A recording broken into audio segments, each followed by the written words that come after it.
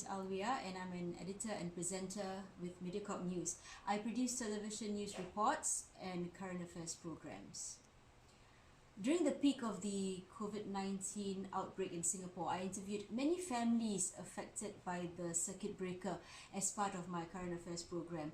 They were mostly low-income families who were struggling with job losses or loss of income when the sole breadwinner had to be quarantined or treated for infecting the virus. There were also families with young children who had difficulty coping with home-based learning when school was out. These families either did not have enough gadgets to support HBL or their living environment was not conducive for learning.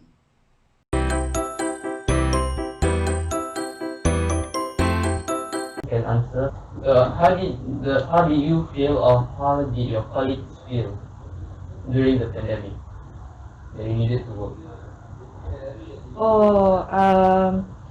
Firstly, when this pandemic happened,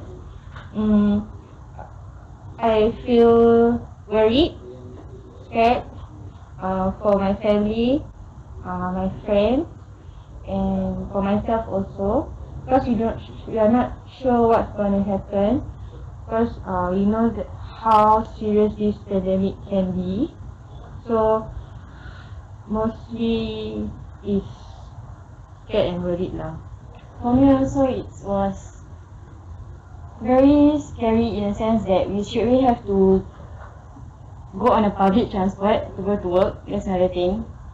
Then face it firsthand. I mean, we may or may not be in the ward itself, but we are still in the hospital. So no matter what, we feel scared that we will essentially bring it out, bring it home to our loved ones and our friends, even though we are at home most of the time or at work.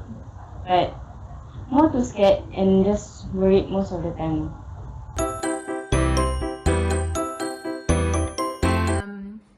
I was asked to share a little about what contact tracing is all about. I had the privilege to be able to help out in that aspect.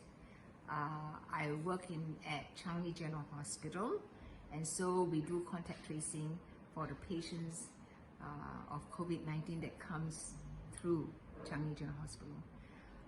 Just like the word contact tracing says, it is actually to trace where they have been, what time, the place, and who they have met. Okay, so basically we try to get as much info as possible. Like recently, you can see that you get information through the newspaper where patients have visited certain malls. So that's the result of contact tracing. Okay. I was told to share about some of the challenges. There are quite a few. To start off with, would be trying to get patients to recall, and we started initially. The baseline was 14 days. Now, if I'm to ask you whether you remembered what you ate for lunch or where you've been, it may even take a little bit of time, right? And what more if it's 14 days, you know? So, so we try our best. We try to guide them through step by step, guide through the thinking process, and try to map out their activities. Okay, and we are very thankful that the government decided to have the circuit breaker, and that really helps. So we basically, when they're not able to go out, that cuts down on the activities. The other challenge was when we were working and interviewing foreign workers would be the language barrier. It is difficult, so we have to even make our question very simple. So we have to say things like, we cannot ask, where did you go yesterday? And we just have to say, 8 o'clock you get up, go where? you know. So make it very simple, guide them through, and make it as that help them to understand the question.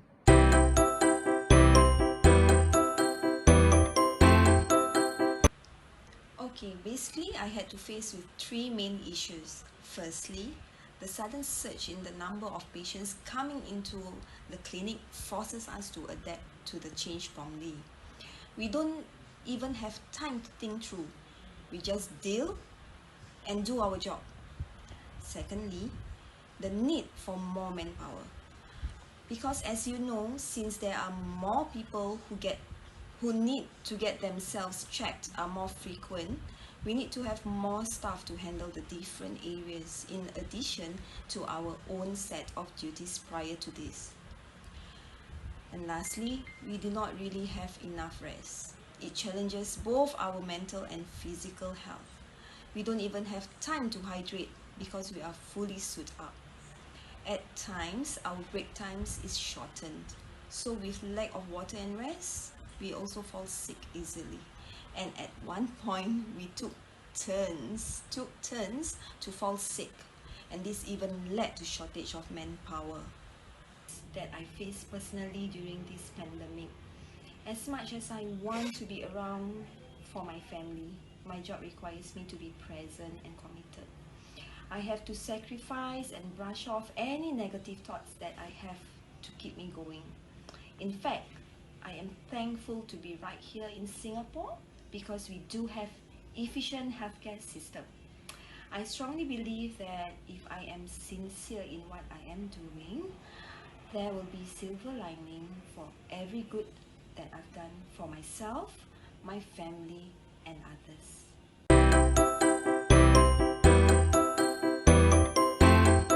So since physical health has great relation to mental health, my colleagues and I, we ensure that we support each other and keep a brave and positive spirit. So we always have each other's back.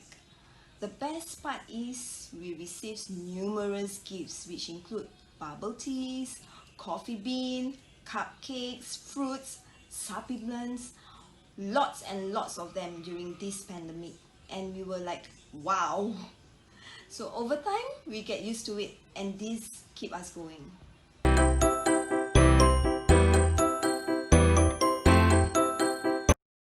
However, during those challenging times, I also saw the resilience in these battered but not beaten individuals. While they had lost their occupation and regular income, they sought for other opportunities that rose from this episode. They turned to part-time jobs like delivery drivers for food and groceries in particular, which saw an increase in demand that helped them to tide over the financial crisis. Non-profit organizations were also working very hard to lend their support to these affected families. Some even distributed hot meals every evening to the less fortunate. What was heartwarming to me was that I saw many instances where those who had stepped forward to help in the distributions were beneficiaries themselves who had received a form of help in one form or another from these organizations. Donations were also pouring in from many different sources, individuals and corporate, families and firms.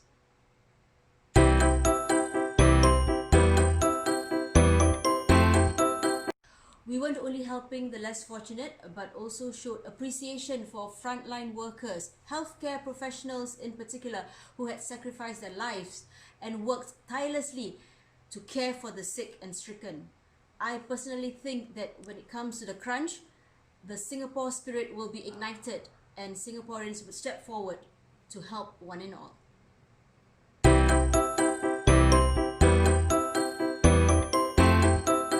That I want to end with this. I know this is not new and you've heard it before. I like to repeat again.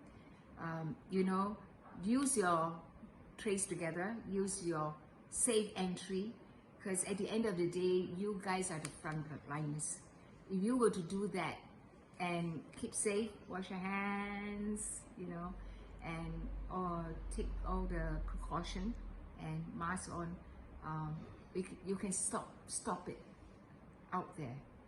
And just want to say thank you for everyone out there who is actually doing their part in keeping their mask on, and also for all of these campaigns that you guys have been coming up with to say thank you to the nurses. It means a lot to us. Even the claps that you all did on the start of the all of this pandemic, I forgot when, but it really gave us the energy to continue working. Thank you, PRCS Press, for giving me the opportunity to share my thoughts and experiences. Happy National Day and be safe.